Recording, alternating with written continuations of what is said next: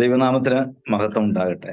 നമ്മുടെ ഇന്നത്തെ ഈ പഠന ക്ലാസ്സിലേക്ക് എത്തിയിരിക്കുന്ന എല്ലാവരെയും കർത്താവായ യേശു ക്രിസ്തുവിന്റെ മഹത്വമേറിയ നാമത്തില് പ്രത്യേകമായിട്ട് സ്വാഗതം ചെയ്യുകയാണ്.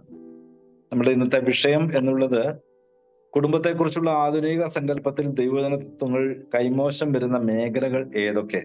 ഈ വിഷയം സംബന്ധിച്ച് അതിനെ പരിശോധിക്കുകയും അതിന്റെ വചനപരമായ പരിഹാരങ്ങളുമാണ് നാം ഇന്ന് പഠിക്കുവാനും ചർച്ച ചെയ്യുവാനുമായിട്ട് പോകുന്നത്. അപ്പൊ മനുഷ്യജീവിതത്തിന്റെ അതിപ്രധാനമായ മേഖലകളിൽ ഒന്നായ ഈ കുടുംബജീവിതം എന്നുള്ളത്, അതിന്റെ വിജയപരാജയം എന്നുള്ളത് കേവലം ഒരു വ്യക്തിയെ മാത്രം ബാധിക്കുന്ന ഒന്നല്ല എന്ന് നമുക്കറിയാം. കുടുംബത്തിന്റെ വിജയമാകട്ടെ പരാജയമാകട്ടെ അത് കുടുംബത്തിൽ ഉള്ള ആളുകളെയും ആ ദേശത്തിലുള്ളവരെയും അതുപോലെ ആ വ്യക്തികളെയും എല്ലാം ഒരേപോലെ ബാധിക്കുന്ന ഒരു പ്രശ്നമാണ് എന്ന് നമുക്ക് കാണാനായിട്ട് കഴിയും. എന്നാൽ കുടുംബം എന്ന വ്യവസ്ഥയെക്കുറിച്ച് നാം ചിന്തിക്കുമ്പോൾ ആ വ്യവസ്ഥയ്ക്ക് മനുഷ്യന്റെ ആരംഭത്തോളം പഴക്കമുണ്ട് എന്ന് നമുക്ക് കാണാനായിട്ട് സാധിക്കും. മനുഷ്യനെ സൃഷ്ടിച്ച ദൈവം അവന് വേണ്ടി കുടുംബം എന്ന വ്യവസ്ഥ സ്ഥാപിക്കുക മാത്രമല്ല, അതിന്റെ എല്ലാ നന്മയ്ക്കും വളർച്ചയ്ക്കും ആവശ്യമായ പ്രമാണങ്ങളും വ്യവസ്ഥകളും നൽകുക കൂടി ചെയ്തിരിക്കുന്നത് വിശുദ്ധ വേദപുസ്തകത്തിൽ നമുക്ക് കാണുവാനായിട്ട് സാധിക്കും. എന്നാൽ ഈ ആധുനിക ലോകത്തിൽ ദൈവം നൽകിയ പ്രമാണങ്ങളും അതിരുകളും പഴഞ്ചൻ എന്ന് പറഞ്ഞ് അതിനെ തള്ളിയ മനുഷ്യർ അവരുടെ ചിന്തയ്ക്കും ബുദ്ധിക്കും പ്രിയമായതെന്നും കൂടുതൽ ശ്രേഷ്ഠമെന്നും പറഞ്ഞ് അവലംബിക്കുവാൻ ശ്രമിച്ച ജീവിത രീതികൾ ഇന്ന് എത്തി നിൽക്കുന്നത് മനുഷ്യ സമൂഹത്തിന്റെ വലിയ പ്രതിസന്ധികളിലാണ്. അത് അവന്റെ ഭൗതിക ജീവിതത്തെയും സാമൂഹിക ജീവിതത്തെയും മാത്രമല്ല, അത് വിശ്വാസികളുടെ ആത്മീയ ജീവിതത്തെയും വളരെ ദോഷകരമായി ബാധിച്ചിരിക്കുന്നു എന്ന് നമുക്ക് കാണാനായിട്ട് സാധിക്കും. ആധുനിക മനുഷ്യർ കുടുംബം എന്ന സംവിധാനത്തിന് കണ്ടെത്തി അവലംബിക്കുന്ന പുതിയ രീതികളെ അതിന്റെ ദോഷവും അപകടവും അപര്യാപ്തതയും എത്രത്തോളം എന്ന് ചിന്തിക്കുന്നതിനോടൊപ്പം ദൈവപ്രമാണങ്ങളുടെ പര്യാപ്തതയും പ്രാധാന്യവും ഒരിക്കൽ കൂടി ചിന്തിച്ച് ഉറപ്പിക്കുക കൂടിയാണ് ഇന്നത്തെ നമ്മളുടെ ഈ പഠനത്തിലൂടെ നാം ലക്ഷ്യമിടുന്നത്. ഈ വിഷയം നമുക്ക് മുമ്പാകെ അവതരിപ്പിക്കുന്നത് പ്രിയപ്പെട്ട ജോർജ് ഇരുമ്പൻ ബ്രദറാണ്. ദൈവനാമത്തിന് മഹത്വം ഉണ്ടാകട്ടെ. ഈ ജീവനും ജീവിതവും പഠന പരമ്പര നമ്മുടെ സഭകൾക്ക് വളരെ നന്മ ചെയ്യുന്നു എന്നൊരു അഭിപ്രായം എനിക്കുണ്ട്.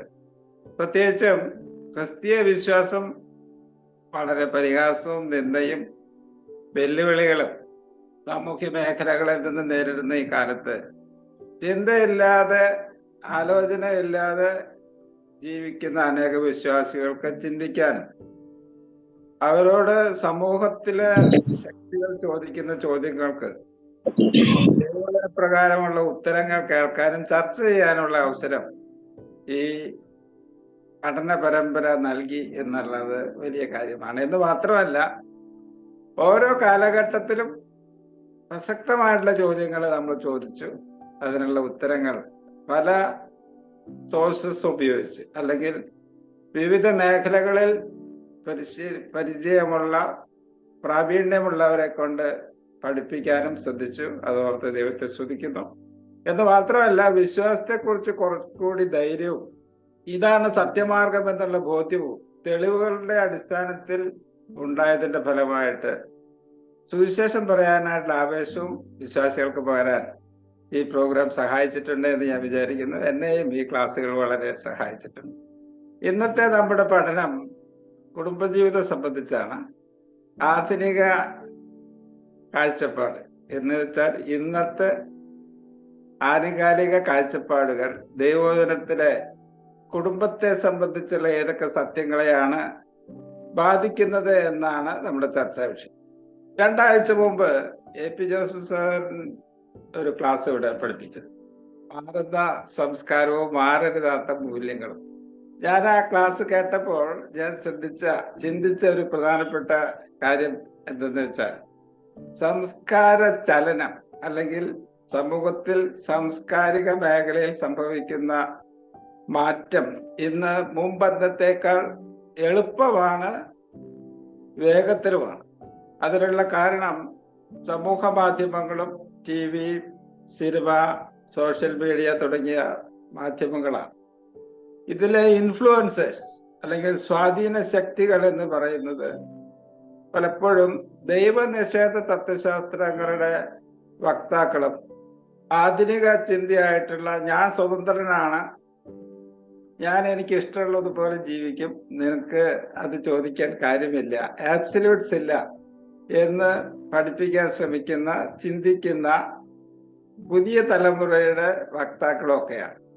എന്ന് മാത്രമല്ല, ഈ ഇൻഫ്ലുവൻസേഴ്സ് അവരുടെ സാംസ്കാരിക സഞ്ചാരത്തിൽ അല്ലെങ്കിൽ സ്വാധീനത്തിൽ ഒരു അജണ്ടയുമായിട്ടാണ് പലപ്പോഴും മുന്നോട്ട് വരുന്നത്. അറിയാതെ എന്തെങ്കിലും പറഞ്ഞു പോകുന്നവരല്ല, കരുതിക്കൂട്ടി ദൈവത്തെയും ബൈബിളിനെയും ബൈബിൾ പരിചയപ്പെടുത്തുന്ന സർവശക്തനായിട്ടുള്ള സ്നേഹനിധിയായിട്ടുള്ള നീതിമാനായിട്ടുള്ള ദൈവത്തെയും നിഷേധിക്കാനോ അല്ലെങ്കിൽ കുറ്റപ്പെടുത്താനോ ഉള്ള പദ്ധതിയുമായിട്ടാണ് അവർ ഇറങ്ങി പുറപ്പെട്ടിരിക്കുന്നത്. അവർ ബൈബിൾ പഠിപ്പിക്കുന്ന മൂല്യങ്ങളെ തകർക്കാനായിട്ടുള്ള ശ്രമമാണ് നടക്കുന്നത്. ഒരു ഉദാഹരണം മാത്രം പറയാം. കാതൽ എന്നൊരു സിനിമ ഏകദേശം ഒരു വർഷം മുമ്പ് ഇറങ്ങിയിരുന്നു. സ്വവർഗരതിയാണ് അതിലെ ഇതിവൃത്തം. അതിന്റെ സംവിധായകൻ ജിയോ ബേബി എന്നൊരു വ്യക്തിയാണ്. അദ്ദേഹം ഒരു കോൺട്രവേഴ്സി ഉണ്ടായ പശ്ചാത്തലത്തിൽ കുടുംബത്തെ കുറിച്ച് പറഞ്ഞ ചില വാക്കുകൾ ഞാൻ വായിച്ചു കേൾപ്പിക്കാം. ഒരാൾക്ക് ഒരു ഇണ എന്നത് ഒരു പഴഞ്ചൻ ആശയമാണ്.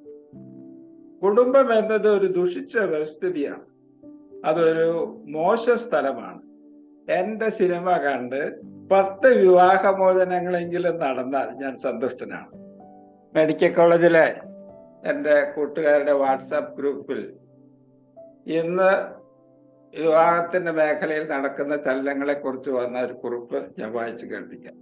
വീട്ടമ്മ ഒളിച്ചോടി മിക്കവാറും ദിവസങ്ങളിൽ മലയാള പത്രങ്ങളിൽ കാണാറുള്ള വാർത്തയാണ്.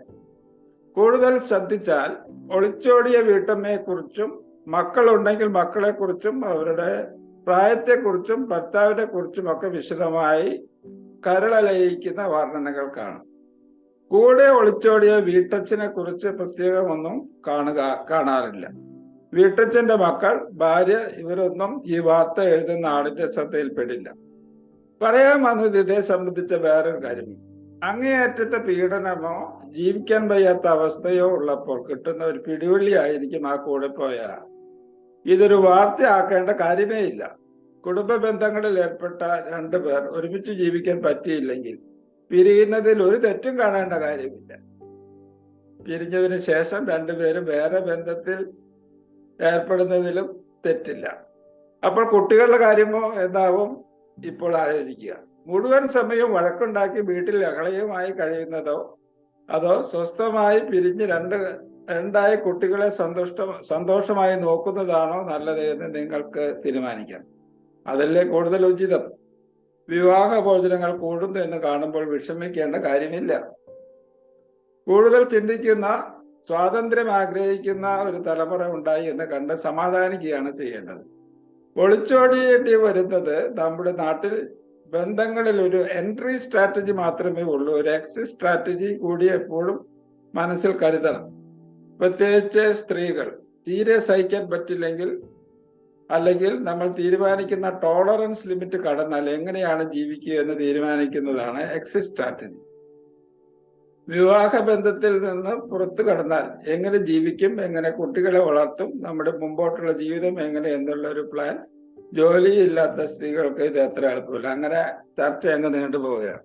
ഞാൻ വിഷയാവതരണത്തിന്റെ ഭാഗമായിട്ട് ഇന്ന് സമൂഹത്തിൽ നിന്ന് ക്രിസ്തീയ കുടുംബസങ്കല്പത്തിന് നേരിടുന്ന വെല്ലുവിളിയെ കുറിച്ച് ഒന്ന് പരിചയപ്പെടുത്തിയെന്ന് മാത്രമേ ഉള്ളൂ.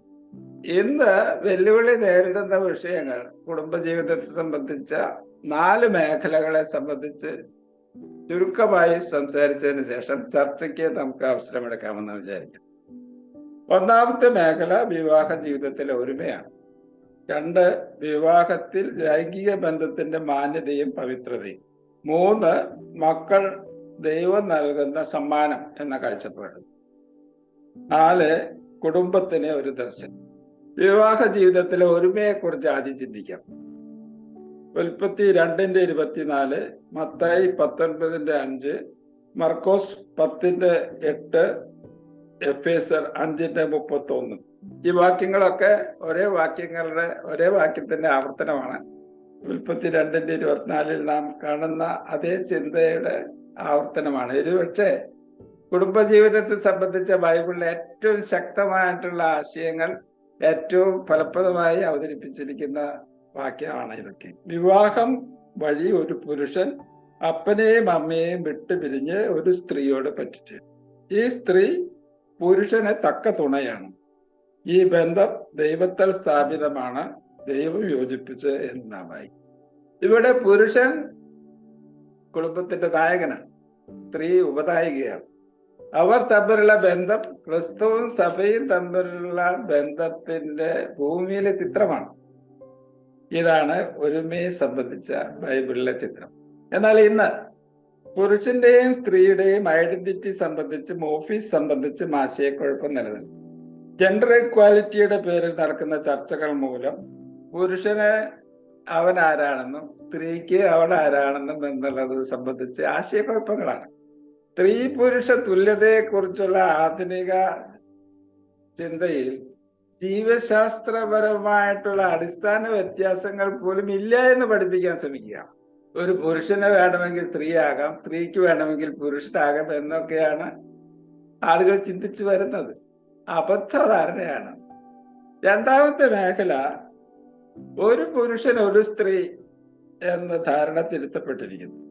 തക്ക തുണയെ അന്വേഷിക്കുന്നതിൽ കാതലായ മൂല്യങ്ങൾ പരിഗണിക്കപ്പെടാതെ പോകും. എനിക്ക് പറ്റിയ ആളെ തന്നെയാണോ ഞാൻ കണ്ടെത്തുന്നത്? ഈ അന്വേഷണത്തിൽ ദൈവിക മൂല്യങ്ങൾക്ക് ഞാൻ എത്ര പ്രാധാന്യം കൽപ്പിക്കുന്നുണ്ട്? ദൈവത്തെ തന്നെ വിവാഹാലോചനയുടെ പരിഗണനയിൽ നിന്ന് മാറ്റിയിരിക്കുകയാണ്. മുതിർന്ന സഹോദരന്മാരോ മാതാപിതാക്കളോ സഭയിലെ മൂപ്പന്മാരോ തുടങ്ങിയ ആളുകളോ ഒന്നും വിവാഹാലോചനയില് കാര്യപ്പെട്ട പങ്ക് വഹിക്കാൻ അനുവദിക്കാത്തൊരു പശ്ചാത്തലം ഇന്ന് രൂപപ്പെട്ടിരിക്കുന്നു. ദൈവം യോജിപ്പിച്ചതിനെ മനുഷ്യൻ വേർപിരിക്കരുത് എന്നുള്ള വാക്യത്തിനൊന്നും വലിയ പ്രസക്തിയില്ലാതെ പോയിക്കൊണ്ടിരിക്കുകയാണ്. ദൈവമാണോ ഞങ്ങളെ യോജിപ്പിച്ചത് എന്നുള്ളതിനെ കുറിച്ച് അതിന് ഉറപ്പില്ല. അങ്ങനെ ദൈവം യോജിപ്പിക്കുന്ന ബന്ധം വേണോ എന്നുള്ള കാര്യത്തെക്കുറിച്ച് നിർബന്ധവുമില്ല. വിവാഹത്തിന്റെ സ്വർഗീയ മാനം കൈമോശം വന്നിരിക്കുന്നു.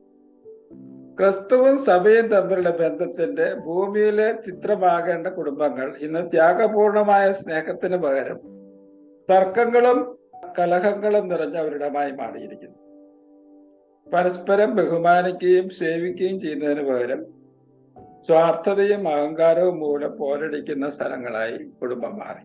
അപ്പോ ഒരുമയുടെ കാര്യത്തിൽ സമൂഹത്തിൽ സംഭവിച്ചിരിക്കുന്ന അതിന്റെ സ്വാധീനത്തിൽ ക്രിസ്തീയ കുടുംബങ്ങളിലും സംഭവിച്ചിരിക്കുന്ന സംഭവങ്ങളുടെ കാര്യങ്ങളുടെ ഒരു ചെറു ചിത്രമാണ് ഞാൻ അവതരിപ്പിച്ചത്. രണ്ടാമത്തെ മേഖല വിവാഹവും ലൈംഗികതയും സംബന്ധിച്ചാണ്. എബ്രായർ 13:4, 1 തെസ്സലോനിക്കർ 4:3-7 വരെ, 1 കൊരിന്ത്യർ 7:1-7 വരെയുള്ള തുടങ്ങിയ വാക്യങ്ങളാണ് ഈ വിഷയം കൈകാര്യം ചെയ്യുന്നത്. വിവാഹം എല്ലാവർക്കും മാന്യമാണ്. ലൈംഗിക ബന്ധം വിവാഹത്തിന്റെ ചട്ടക്കൂടിൽ മാത്രം നിർമ്മലമാണ്.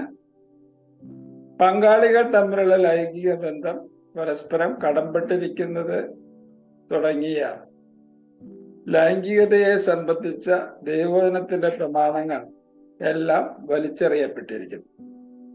വിവാഹത്തിന് പുറത്തുള്ള ലൈംഗിക ബന്ധം ധാർമ്മികതയുടെ ചട്ടക്കൂടിൽ നിന്ന് പുറത്തു കിടന്നിരിക്കുന്നു.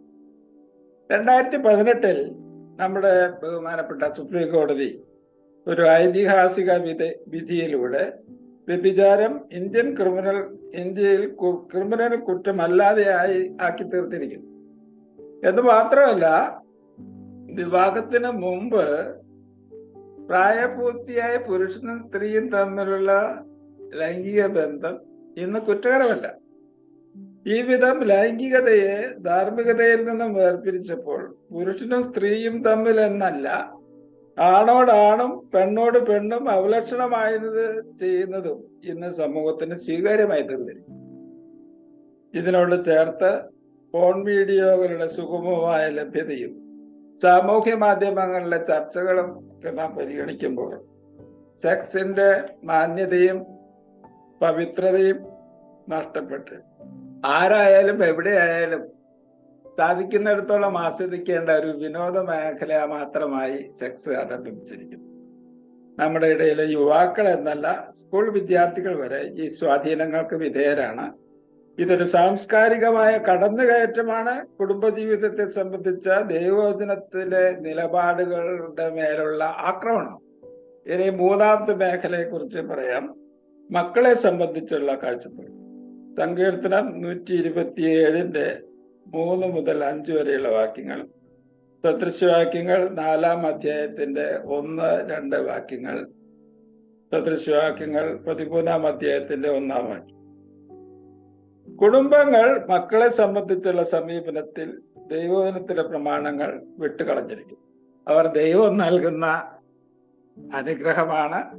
എന്റെ ഭവനം അലങ്കരിക്കാൻ വേണ്ടി സ്വർഗത്തിൽ നിന്ന് വിരുന്നു വന്ന വിരുന്നുകാരാണ്. അവർ ചുരുക്കം കാലം മാത്രം ഞങ്ങളുടെ വീടിനെ അലങ്കരിച്ച് ഇവിടെ ഇരുന്ന് അവർ പിന്നെ പറന്നു പോകും. ആ കാലത്ത് അവരെ ആസ്വദിക്കണം. അവർക്കും നമ്മോടൊത്തുള്ള കാലം ഏറ്റവും ആസ്വാദികരമായി തീരണം എന്ന് മാത്രമല്ല, സങ്കീർത്തനം 127 വാക്യങ്ങൾ പ്രകാരം അവരെ വളവ് തീർത്ത് മൂർച്ച വെപ്പിച്ച് നല്ല അമ്പുകളാക്കി തീർത്ത് അവരെ പരിശീലിപ്പിക്കണം. അവരെ കാര്യപ്രാപ്തിയുള്ളവരായി കർത്താവിന്റെ പരിപാടിക്ക് വേണ്ടി ഒരുക്കണം. നമ്മളിങ്ങനെയാണ് വായിക്കുന്നത്. അങ്ങനെയുള്ള അമ്പുകൊണ്ട് തങ്ങളുടെ ആവനാഴ് നിറച്ചിരിക്കുന്ന പുരുഷൻ നഗരവാതിൽക്കൽ വെച്ച് ശത്രുക്കളോട് സംസാരിക്കുമ്പോൾ രചിച്ചു പോകയില്ലെന്നാണ്. മക്കളെ കുറിച്ച് അഭിമാനത്തോടുകൂടി സംസാരിക്കത്തക്ക വിധത്തിൽ ചെറുപ്പത്തിലെ മക്കൾക്ക് പരിശീലനം കൊടുക്കുന്ന മാതാപിതാക്കൾ ഭാഗ്യവാന്മാർ എന്ന് ഞാൻ പറയും. എന്നാൽ ഇന്ന് മക്കളെ കുറിച്ചുള്ള കാഴ്ചപ്പാട് മുഴുവൻ മാറിയിരിക്കുക. മക്കൾ ദമ്പതികളുടെ സ്വൈര ജീവിതത്തിന് ഒരു തടസ്സമായി കണ്ട് മക്കളെ വേണ്ട എന്ന് വിചാരിക്കുന്ന മാതാപിതാക്കൾ ഇന്ന് ധാരാളമുണ്ട്. ഒരു മാതാപിതാക്കൾ എന്നല്ല, ദമ്പതികൾ എന്ന് വിളിക്കും. 2, മക്കൾ ഉള്ളവർ തന്നെ സ്വന്തം തൊഴിലും വിനോദവും കഴിഞ്ഞ് മാത്രം മക്കൾക്ക് സ്ഥാനം കൊടുക്കുന്നവരുണ്ട്. 3, മക്കളുടെ ആത്മീകവും വൈകാരികവുമായ സുസ്ഥിതിയേക്കാൾ അവരുടെ അക്കാദമിക മികവിനും ജീവിത സുഖങ്ങൾക്കും മുൻഗണന കൊടുക്കുന്നവരുണ്ട്. മക്കളുടെ ഇഷ്ടാനിഷ്ടങ്ങൾക്ക് മുഴുവൻ വഴങ്ങി കൊടുക്കുക, അവർ ജീവിതം ആസ്വദിക്കട്ടെ എന്ന കാഴ്ചപ്പാടുണ്ട്. 4, വാർദ്ധക്യത്തിൽ മക്കളുടെ പരിചരണം ലഭിക്കും എന്ന് കരുതി മക്കളെ പരിശീലിപ്പിക്കുന്നവരുണ്ട്. ആ എണ്ണം കുറഞ്ഞു വരികയാണ്. മക്കളുടെ കരിയർ, സാമ്പത്തിക സുസ്ഥിതി എന്നിവ ലക്ഷ്യം വെച്ച് അവരെ വളർത്തുകയും അവരുടെ സുഖം കണ്ട് ആശ്വസിക്കുകയും ചെയ്യുന്ന മാതാപിതാക്കൾ ഇന്ന് വർദ്ധിച്ചു വരുന്നുണ്ട്. ഇവിടെ പ്രസക്തമായ ഒരു ചോദ്യം ഇതാണ്: ഇതിലേത് സമീപനമാണ് മക്കൾക്ക് അനുഗ്രഹമായിരിക്കുക, മക്കൾക്ക് നന്നായിരിക്കുക? ഈ ലോകം ജീവിതം ആസ്വാദികരമാക്കുന്നതാണോ, അതോ നിത്യതയോടുള്ള ബന്ധത്തിൽ അർത്ഥപൂർണമായി അവരുടെ ആയുസ് ചെലവിടുന്നതാണ്? മാതാപിതാക്കൾ ഏത് വിഷയത്തിൽ മുതൽ മുടക്കുന്നുവോ ആ വിഷയത്തിൽ തന്നെയായിരിക്കും നമ്മുടെ മക്കളും മുതൽ മുടക്കുക. ആത്മീയത പേരിന് മാത്രം, ഭൗതിക ഉന്നതി ജീവിത ലക്ഷ്യം എന്ന നിലപാട് സ്വീകരിക്കുന്നവർ ഇന്ന് ധാരാളമുണ്ട്. മക്കളെക്കുറിച്ചും ഇത് തന്നെയാണ് കാഴ്ചപ്പാട്. എന്നാൽ ഇതിന്റെ ഫലം ഒറ്റപ്പെടലുകളും സ്വത്ത് തർക്കങ്ങളും കുടുംബ വഴക്കുകളും ഒക്കെയാണ്. ഇത്രയൊന്നും ചിന്തിച്ചിട്ടില്ല ഇത്തരം തീരുമാനങ്ങളിൽ എത്തിച്ചേരുന്നത് എന്നാൽ തന്നെയും പിൽക്കാലത്ത് ചിന്തിച്ചിട്ട് പ്രയോജനം വരാനില്ലല്ലോ. മക്കളിൽ നിത്യതയ്ക്ക് വേണ്ടി മുതൽ മുടക്കുന്നവരാണ് ബുദ്ധിയുള്ളവർ. അവർ തങ്ങളുടെ വാർദ്ധക്യത്തിൽ ചാരിതാർത്ഥ്യമുള്ളവരായിരിക്കും എന്ന് പറയാതിരിക്കാൻ പറ്റുകയില്ല. 4ാമത്തെ മേഖല ദർശനമുള്ള കുടുംബം. ഒരുപക്ഷെ ഈ പഠനത്തിൽ കുടുംബത്തെ സംബന്ധിച്ച് ഏറ്റവും പ്രധാനപ്പെട്ട മേഖല എന്ന് പറയുന്നത് കുടുംബത്തിനൊരു ദർശനമുണ്ടോ എന്നുള്ള ചോദ്യമാണ്. ഞങ്ങളുടെ കുടുംബജീവിതത്തിന്റെ നന്മ അനുഭവിക്കേണ്ടത് ഞങ്ങൾ മാത്രമോ അതോ സമൂഹമോ ദൈവിക പരിപാടിയോ എന്നുള്ള ചോദ്യം വളരെ പ്രസക്തമാണ്.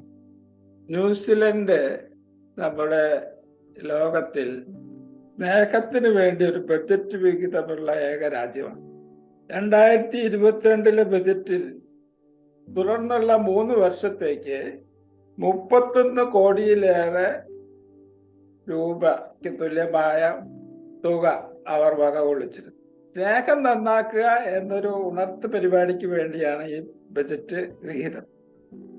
അവിടെ 16-നും 24-നും ഇടയ്ക്ക് പ്രായമുള്ള ചെറുപ്പക്കാരിൽ 10-6 പേരും തങ്ങളുടെ ബന്ധങ്ങളിൽ, എന്ന് വെച്ചാല് സ്നേഹബന്ധങ്ങളിൽ വീഴ്ച വന്നവരും തകർച്ച വന്നവരും. ഈ തകരുന്ന സ്നേഹബന്ധങ്ങൾ ന്യൂസിലൻഡ് യുവത്വത്തിന് വരുത്തിക്കൊണ്ടിരിക്കുന്ന ദോഷഫലങ്ങൾ വളരെയാണ്. യുവാക്കളുടെ ഇടയിൽ അവിടെ ആത്മഹത്യകളും വളരെ കൂടുതലാണ്. ഈ പ്രശ്നത്തെ നേരിടാൻ വേണ്ടി ന്യൂസിലൻഡ് സർക്കാർ തന്നെ തുടങ്ങി വെച്ച ഒരു പദ്ധതിയാണ് സ്നേഹം നന്നാക്കുക എന്ന പരിപാടി. പോഡ്കാസ്റ്റ് എന്ന് വിളിക്കുന്ന ഓൺലൈൻ പ്രഭാഷണങ്ങളും ഇൻസ്റ്റഗ്രാം പോലുള്ള സമൂഹ മാധ്യമ വേദികളുമൊക്കെ സർക്കാർ ഇതിനായി ഉപയോഗിക്കുന്നു. ശ്രദ്ധിക്കുക, അവരുടെ വാക്ക് തന്നെ ശ്രദ്ധിക്കുക. സ്നേഹോദാരമായ ഈ പദ്ധതി വഴി സുദൃഢമായ ആജീവനാന്ത ബന്ധങ്ങൾക്ക് വഴിയൊരുക്കാമെന്ന് അവർ പ്രതീക്ഷിക്കുന്നു. ഒരിക്കൽ കൂടി വായിക്കാം. സ്നേഹോദാരമായ ഈ പദ്ധതി വഴി സുദൃഢമായ ആജീവനാന്ത ബന്ധങ്ങൾക്ക് വഴിയൊരുക്കാനാവുമെന്ന് ന്യൂസിലൻഡ് സർക്കാർ പ്രതീക്ഷിക്കുന്നു.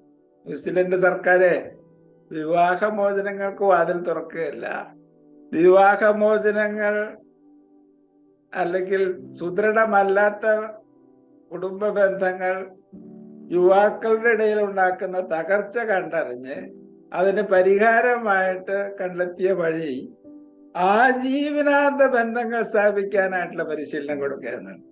കുടുംബം സുദൃഢമാക്കുന്നതിൽ ഏറ്റവും പ്രധാനപ്പെട്ട ഘടകമായിട്ട് കഴിഞ്ഞ നാളുകളിലെ എൻ്റെ പഠനം വഴി ഞാൻ കണ്ടെത്തിയത് കുടുംബത്തിനൊരു ദർശനം ഉണ്ടായിരിക്കുകയാണ്. ഈ ദർശനം എന്ന് പറയുമ്പോൾ ഇത് എന്നിലും എൻ്റെ മക്കളിലും ഒതുക്കുന്ന ഒരു ദർശനമല്ല, എന്നെയും എൻ്റെ കുടുംബത്തിൻ്റെയും പുറത്ത് നന്മ വരുത്താനായിട്ടുള്ള ഒരു ദർശനമാണ്. ഞങ്ങളുടെ കുടുംബം കൊണ്ട് ഈ സമൂഹത്തിന് ദൈവിക പരിപാടിക്ക് എന്ത് നന്മയുണ്ടാകും എന്ന് ചിന്തിക്കുന്നു എന്ന് മാത്രമല്ല, അതൊരു ദർശനമായി, അതൊരു ആവേശമായി ഏറ്റെടുക്കും. ഇത്തരം ദർശനങ്ങൾ കുടുംബങ്ങളുടെ കെട്ടുറപ്പിന് കാരണമായി തീർന്നിട്ടുണ്ട്. ജീവിതാസ്വാദനം എന്നുള്ള മേഖലയും പണമുണ്ടാക്കുക, അക്കാദമിക് ഉയർച്ച നേടുക, ജീവിത സൗകര്യങ്ങൾ വർദ്ധിപ്പിക്കുക തുടങ്ങിയ കാര്യങ്ങൾക്കൊന്നും കുടുംബത്തിന്റെ കെട്ടുറപ്പിനെ സഹായിക്കാനായിട്ട് സാധിക്കില്ല. എന്നാൽ കുടുംബം ഒരുമിച്ച് നിന്ന് ഒരു ദൗത്യത്തിന് വേണ്ടി ആവേശപൂർവ്വം മുന്നേറുമ്പോൾ അത് കുടുംബത്തിന്റെ കെട്ടുറപ്പിനെ ഏറ്റവും സഹായിക്കുന്ന കാര്യം. ദൈവമക്കളെ സംബന്ധിച്ചിടത്തോളം ഇന്ന് സഭ എന്ന പുതിയ നിയമ പരിപാടിയുടെ സുസ്ഥിതിക്ക് വേണ്ടി അധ്വാനിക്കാൻ സാധിച്ചാൽ അത് വളരെ ചാരിതാർത്ഥ്യമുണ്ടാക്കുന്ന, കുടുംബത്തിന്റെ കെട്ടുറപ്പിനെ സഹായിക്കുന്ന ഒരു ദൗത്യമായിരിക്കും, ഒരു ദർശനമായിരിക്കും. ഞാനും എൻ്റെ കുടുംബവും ഞങ്ങൾ യഹോവയെ സേവിക്കുമെന്ന് യോശുവ പറഞ്ഞത് തൻ്റെ ജീവിതത്തിന്റെ ആരംഭത്തിലല്ല. ഒരുപക്ഷെ ജീവിതത്തിന്റെ ആരംഭത്തിൽ അങ്ങനെ ഒരു തീരുമാനം അവർക്കുണ്ടായിരുന്നു. തന്നെ ഏൽപ്പിച്ചിരുന്ന പ്രോജക്റ്റ് പൂർത്തിയാക്കിയപ്പോൾ അതിന് തൻ്റെ കുടുംബത്തിന്റെ പൂർണ്ണ സപ്പോർട്ട് ഉണ്ടായിരുന്നപ്പോൾ അതിന്റെ സംതൃപ്തിയിൽ തിരിഞ്ഞു നോക്കി ഇപ്പോഴും അവർ ഒരുമിച്ച് നിന്ന് പറയുകയാണ്, ഞങ്ങൾ ദൈവത്തിന്റെ പരിപാടി വിജയിപ്പിക്കാൻ വേണ്ടി അധ്വാനിക്കും, ഇനിയും അധ്വാനിക്കും.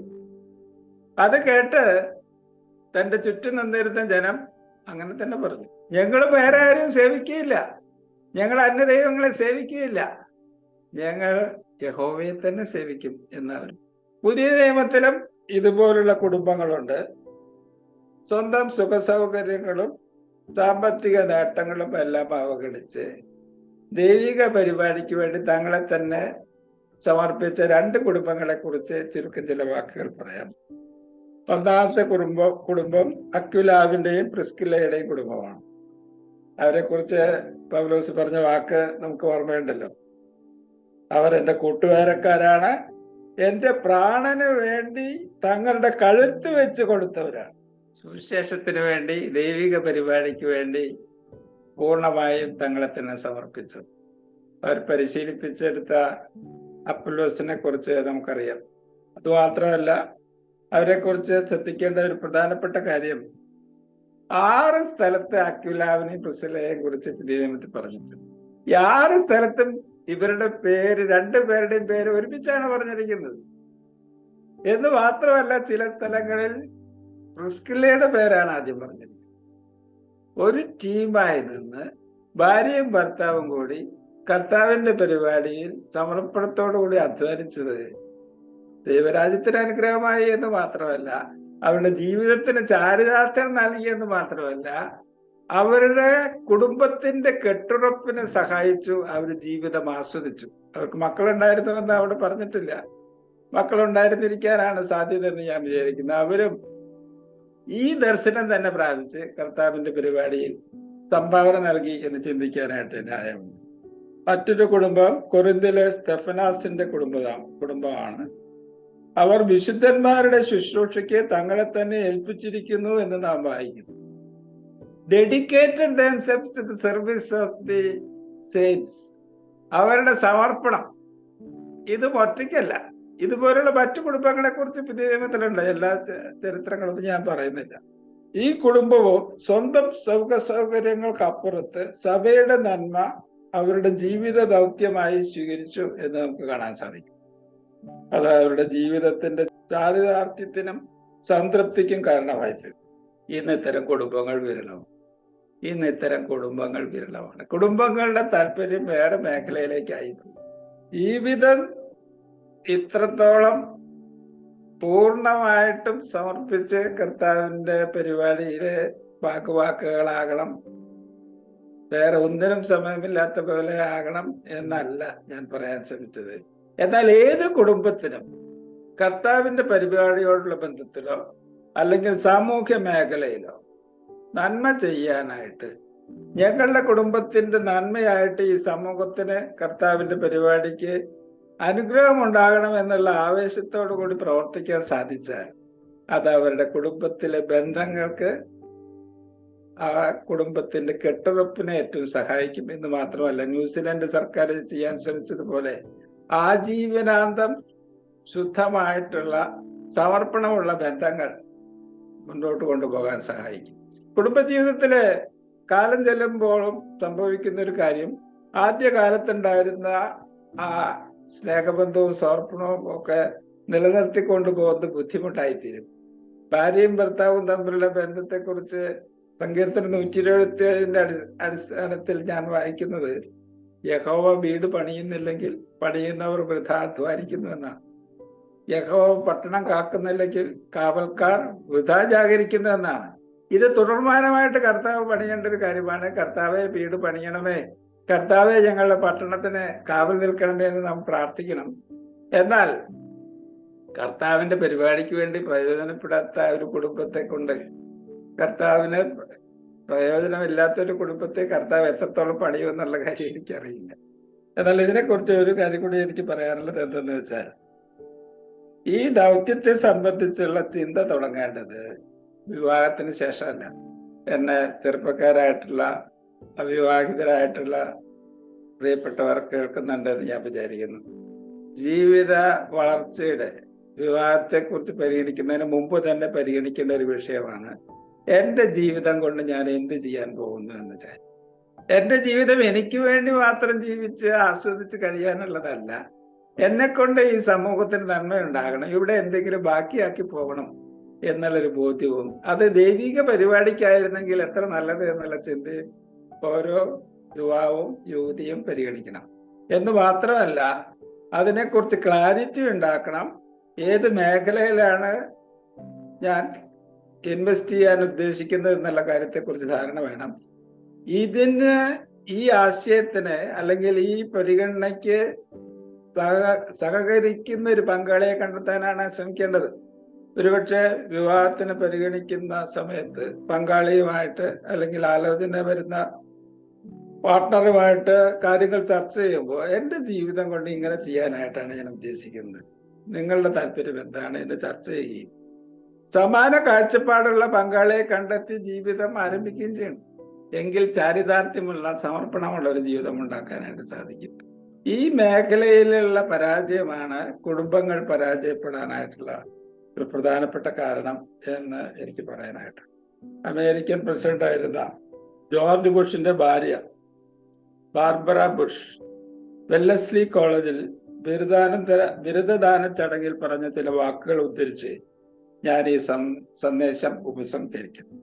As important as your obligations as a doctor, lawyer, business leader will be, you are a human being first, and then those connections with spouses, with children, with friends are the most important investments you will ever make. At the end of your life, you will never regret not having passed one more test, not winning over one more verdict, or not closing one more deal.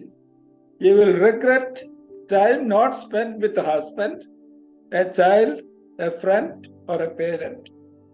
Our success as a society depends not on what happens in the White House, but on what happens inside your house. ഒരു പറഞ്ഞതിന്റെ ചുരുക്കം അങ്ങനെയാണ്. നിങ്ങൾ degree സമ്പാദിക്കുന്നു, നിങ്ങൾ ഡോക്ടറാകുന്നു, നിങ്ങൾ ലോയറാകുന്നു, നിങ്ങൾ business ലീഡറാകുന്നു. ആ മേഖലകളിലൊക്കെ നിങ്ങൾ എന്ത് വിജയം നേടിയാലും നിങ്ങളെക്കുറിച്ച് നിങ്ങൾ ഒന്നാമത് പരിഗണിക്കേണ്ട കാര്യം, നിങ്ങൾ ഒന്നാമത് ഒരു മനുഷ്യനാണ്, ഒരു വ്യക്തിയാണ്.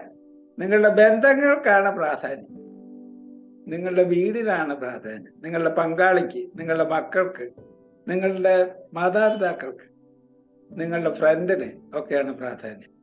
അതിനെ അവഗണിച്ചുകൊണ്ട് ഏത് മേഖലയിൽ വിജയമുണ്ടായാലും ആ വിജയങ്ങളൊന്നും അവസാന കാലത്ത് സംതൃപ്തി നൽകുകയില്ല. സ്റ്റീഫൻ കോവേ എന്ന പേര് കേട്ട ഒരു എഴുത്തുകാരനെ കുറിച്ച് നിങ്ങളെ ചിലരെങ്കിലും കേട്ട് കാണും.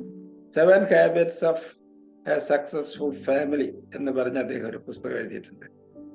അതിന്റെ ആമുഖത്തിൽ അദ്ദേഹം പറയുന്ന ഒരു പ്രസ്താവന ഇങ്ങനെയാണ്: ഒരു സമൂഹം ജീവിതത്തിന്റെ എല്ലാ തുറകളിലും അതീവ ശ്രദ്ധ ചെലുത്തിയിട്ട് കുടുംബത്തെ അവഗണിച്ചാൽ അത് മുങ്ങുന്ന ടൈറ്റാനിക്കിന്റെ മേൽത്തട്ടിലെ കസാരകൾ ചിട്ടപ്പെടുത്തുന്നത് പോലെയിരിക്കും. ഒരിക്കൽ വായിക്കാം. ഒരു സമൂഹം ജീവിതത്തിന്റെ എല്ലാ തുറകളിലും അതീവ ശ്രദ്ധ ചെലുത്തിയിട്ട് കുടുംബത്തെ അവഗണിച്ചാൽ അത് മുങ്ങുന്ന ടൈറ്റാനിക്കിന്റെ മേൽത്തട്ടിലെ കസാരകൾ ചിട്ടപ്പെടുത്തുന്നത് പോലെയിരിക്കും. എന്ത് സംഭവിക്കും? മണിക്കൂറുകൾക്കകം അത് മുങ്ങിപ്പോകുന്നുണ്ട്. കുടുംബം സംബന്ധിച്ച് വെല്ലുവിളി നേരിടുന്ന ബൈബിൾ പ്രമാണങ്ങളാണ് നാം പരിഗണിച്ചത്. ചുരുക്കമായിട്ടുള്ള ചില ചിന്തകളാണ് പറഞ്ഞത്. ഒന്നാമത്തെ മേഖല ഒരുമ, വിട്ടുപിരിഞ്ഞ് പറ്റിച്ചേർന്ന് ഒന്നായിത്തീരുന്ന മേഖല. ഇവിടെ വെല്ലുവിളികളുണ്ട്. കുടുംബത്തിനും പങ്കാളിക്കും അത്ര അടുത്ത ബന്ധം ഇന്ന് കൊടുക്കുന്നില്ല. നമുക്ക് പത്രത്തിലോ ധാരാളം വാർത്തകൾ വായിക്കാനായിട്ട് സാധിക്കുന്നുണ്ട്. വിട്ടുപിരിയേണ്ടത് മാതാപിതാക്കളെ മാത്രമല്ല, ഇന്ന് മറ്റു പലതുമാണ് വിട്ടുപിരിയേണ്ടത്. മൊബൈല് തന്നെ ഒരു വലിയ ശത്രുവാണ്. അതുപോലെ തന്നെ ഏറ്റവും അടുത്ത ബന്ധം പങ്കാളിയോട് നിലനിർത്തുന്നതിന് പകരം മറ്റ് ബന്ധങ്ങളും കൂടി കൂട്ടിക്കൊണ്ട് നടക്കുന്ന കാലത്തേക്ക് നമ്മൾ എത്തിയിരിക്കുകയാണ്. മറ്റ് പ്രൈവറ്റ് ഇൻട്രസ്റ്റ് അതിരം വിട്ടുപോയിട്ട് പങ്കാളിയോടൊത്തുള്ള സമയമോ ഹൃദയം പങ്കുവയ്ക്കാനുള്ള സമയമോ ഇല്ലാതെയായിട്ടുണ്ട്. രണ്ടാമത്തെ മേഖല ലൈംഗികതയാണ്. അതിനെക്കുറിച്ചുള്ള കാഴ്ചപ്പാടുകൾ മാറിക്കൊണ്ടിരിക്കുകയാണ്. പങ്കാളിയുമായിട്ടുള്ള ലൈംഗിക ബന്ധം തന്നെയും പങ്കാളിയോട് ചേർന്ന് ദൈവത്തെ ആരാധിക്കുന്ന, ഒന്നായിത്തീരുന്ന, രണ്ടുപേരുടെയും സംതൃപ്തി പരിഗണിക്കുന്ന ആ നിലവാരത്തിലേക്ക് മാന്യമായിട്ടും യോഗ്യമായിട്ടും പരിശുദ്ധമായിട്ടും അതിൽ പങ്കെടുക്കുന്ന ഒരു അനുഭവം ഇന്നത്തെ തലമുറയ്ക്ക് നഷ്ടപ്പെട്ടു പോയോ എന്ന് ഭയപ്പെടുന്നു. എന്ന് മാത്രമല്ല, കുടുംബത്തിന്റെ ചട്ടക്കൂടിൽ നിന്ന് അത് പുറത്തു പോകുന്നത് ഇന്ന് വളരെ എളുപ്പമായി തീർന്നിരിക്കുന്നു. വിവാഹപൂർവ്വ ലൈംഗിക ബന്ധങ്ങൾ ഇന്ന് സർവ്വസാധാരണമായി തീർന്നിരിക്കുന്നു. 3 മക്കളെ സംബന്ധിച്ചുള്ള ദർശനമാണ്. മക്കൾ ആരാണ്? മക്കളെ കുറിച്ചുള്ള പ്രതീക്ഷ എന്താണ്? 4 ജീവിത ദർശനം. ഈ ജീവിതം എന്തിനു വേണ്ടി? ചുരുക്കം കാലേ നമുക്ക് ഇവിടെ ഉള്ളൂ. ഉള്ള കാലം കൊണ്ട് എന്ത് നന്മ ഈ സമൂഹത്തിന് ചെയ്യാൻ സാധിക്കും? ഈ ദൈവിക പരിപാടിക്ക് ചെയ്യാൻ സാധിക്കുമെന്നുള്ള പരിഗണന ഉണ്ടെങ്കിൽ നമ്മുടെ ജീവിതത്തിന്, നമ്മുടെ കുടുംബ ബന്ധത്തിന് കെട്ടുറപ്പുണ്ടായിരിക്കും എന്ന് ഞാൻ ഓർമ്മിപ്പിക്കുന്നു. ചർച്ചകൾക്ക് ഈ വിഷയങ്ങൾ സഹായകമായി തീരട്ടെ, കുടുംബ മൂല്യങ്ങൾ ശക്തിപ്പെടാൻ കാരണമായി തീരട്ടെ. ഈ സന്ദേശം നൽകാനായിട്ട് അവസരം നൽകിയ പ്രിയപ്പെട്ടവർക്ക് നന്ദി അറിയിച്ചുകൊണ്ട് ഞാൻ എൻ്റെ വാക്കുകളെ ചുരുക്കുന്നു. ദൈവനാമം മഹത്വപ്പെടുമാറാകട്ടെ. നമ്മുടെ കുടുംബജീവിതത്തില് നഷ്ടപ്പെട്ടു പോകുന്ന ഒരുപാട് മൂല്യങ്ങളെ കുറിച്ചാണ്. അത് കൈമോശം വരുന്ന ആ മേഖലകൾ ഏതൊക്കെയെന്ന്, അതിന്റെ പ്രധാന മേഖലകളെ കുറിച്ച് നാം ചിന്തിക്കുകയും അതിന് വിശദമായ പഠനം നടത്തുകയും ചെയ്യുകയായിരുന്നല്ലോ ഈ സമയം. ദൈവം ഒരുമയുടെ മഹാസന്തോഷം അനുഭവിക്കുവാനായിട്ടൊരു കുടുംബ ജീവിതം നമുക്ക് ഒരുക്കിയിരിക്കുന്നു എന്ന് നമുക്ക് ഓർക്കാം. എന്നാൽ നമ്മളുടെ സ്വാർത്ഥതയും പാപവും എല്ലാം ആ ഒരുമയെ ശിഥിലമാക്കുന്ന, നഷ്ടപ്പെടുത്തുന്ന ഒരു പ്രമാണങ്ങൾ നമ്മളിലേക്ക് കൊണ്ടുവരുന്നു. നമുക്ക് ഏറ്റവും ശ്രദ്ധയുള്ളവരായിട്ട് ഒരുമയുടെ സന്തോഷം, ദൈവം നൽകിയിരിക്കുന്ന ഒരുമയുടെ സന്തോഷം അനുഭവിച്ച് ദൈവത്തെ മഹത്വപ്പെടുത്തുവാനായിട്ട്, നമ്മുടെ കുടുംബജീവിതത്തിലൂടെ ദൈവത്തെ മഹത്വപ്പെടുത്തുവാനായിട്ട് തീർച്ചയായിട്ടും കഴിയും, ആവശ്യമുണ്ട് എന്ന് നാം കണ്ടു. വിവാഹവും ലൈംഗിക ജീവിതവും എന്ന വിഷയം നാം കേട്ടു. ഏറ്റവും അധികം എല്ലാ അതിർവരമ്പുകളും ലംഘിച്ച് അതിന്റെ പുറത്തേക്ക് പോയി ഏറ്റവും അധാർമികമായിരിക്കുന്ന ഒരു ജീവിതത്തെ വല്ലാതെ പുൽകുന്ന ഒരു ലോകത്താണ് നാം ജീവിക്കുന്നത്. അതിന്റെ ദോഷത്തെ കുറിച്ച് കേട്ടു. അതിനെ പവിത്രമായി കാണുകയും ഉത്തരവാദിത്വത്തോടുകൂടി ഒരു ലൈംഗിക ജീവിതം, കുടുംബജീവിതം നടത്തേണ്ടതിന്റെ ആവശ്യകതയെ കുറിച്ചും നാം പഠിച്ചു. അതുപോലെ നമ്മളെ മക്കളെ കുറിച്ചുള്ള നമ്മളുടെ സമീപനങ്ങളെ നമുക്ക് ചിന്തിക്കുവാനായിട്ട്, ലോകത്തിന്റെ ആ സമീപനങ്ങൾ, നമ്മളുടെ സമീപനങ്ങൾ ഈ ആധുനിക ലോകത്ത് നമുക്ക് വന്നിരിക്കുന്ന ലോകത്തിന്റെ സ്വാധീനവും അതേക്കുറിച്ച് നമുക്കുള്ള നമ്മളുടെ ചിന്തയിലെ ഗതിമാറ്റവും എല്ലാം നമുക്ക് സൂക്ഷ്മമായിട്ട് ശ്രദ്ധിക്കുവാനായി ദൈവം നമ്മെ സഹായിച്ചു. അവസാനമായി നമുക്ക് കണ്ടു ദർശനമുള്ള ഒരു കുടുംബം. അതാണ് ദൈവം കുടുംബജീവിതത്തിൽ നമുക്ക് നൽകുന്നത്. കുടുംബം എന്നുള്ളത് വെറുതെ ജീവിച്ച് അവസാനിക്കേണ്ട ഒന്നല്ല. അതിന് വലിയ ദർശനമുണ്ട്. അതിന് ഒരുപാട് കാര്യങ്ങൾ ചെയ്യുവാനുണ്ട്. ലോകത്തിനും വ്യക്തികൾക്കുമെല്ലാം കുടുംബത്തിൽ നിന്നാണ് നന്മയുടെ ആരംഭം എന്ന് നാം ശ്രദ്ധിച്ചു. ഈ വിഷയങ്ങള് നമ്മെ പഠിപ്പിച്ച പ്രിയ ഇരുബേട്ടനോടുള്ള നന്ദി ഒരിക്കൽ കൂടി അറിയിക്കുന്നു.